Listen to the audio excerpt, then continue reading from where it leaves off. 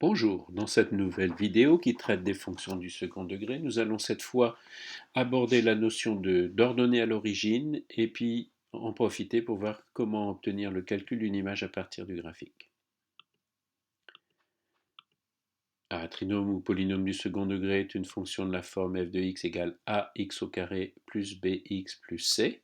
Prenons un exemple, par exemple f de x égale 4x au carré moins 20x moins 200, où dans ce cas a, le coefficient devant le carré, est égal à 4, le coefficient devant x est égal à moins 20 et le terme constant c est égal à moins 200.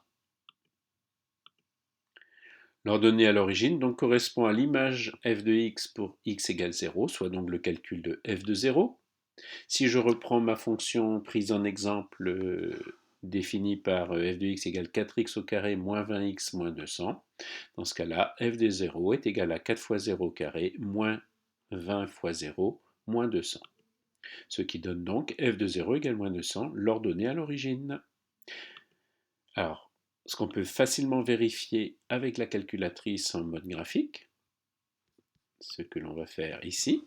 Donc, je rappelle que pour saisir une fonction, on appuie sur la touche f de x. La fonction est déjà saisie. On fera attention ici, le moins, c'est le moins de la soustraction devant le 20 et également devant moins 200. Je peux éventuellement valider par entrée. La fenêtre graphique, je l'ai déjà complétée. Là, cette fois, c'est le moins entre parenthèses puisque c'est les signes du nombre. Donc x minimum moins 4, maximum 12. La graduation, pourquoi pas 2.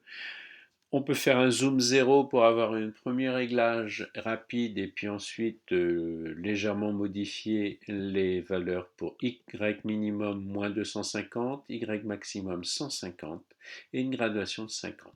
On appuie sur la touche graphe pour afficher ce graphique. Et donc, l'ordonnée à l'origine, c'est-à-dire la valeur ici sur la courbe pour x égale 0, ce qu'on va donc accéder au module de calcul graphique. On appuie successivement sur les touches seconde et trace, et je vais choisir un image. Je vais rentrer la valeur 0 pour x égale 0. On avait calculé tout à l'heure f de 0, et j'obtiens le même résultat que précédemment, y égale moins 200. Profitons d'explorer un petit peu cette fonction image. On va cette fois-ci donc reprendre seconde calcul, trace, 1 image, et cette fois-ci on voit qu'on peut rentrer une valeur entière, 5.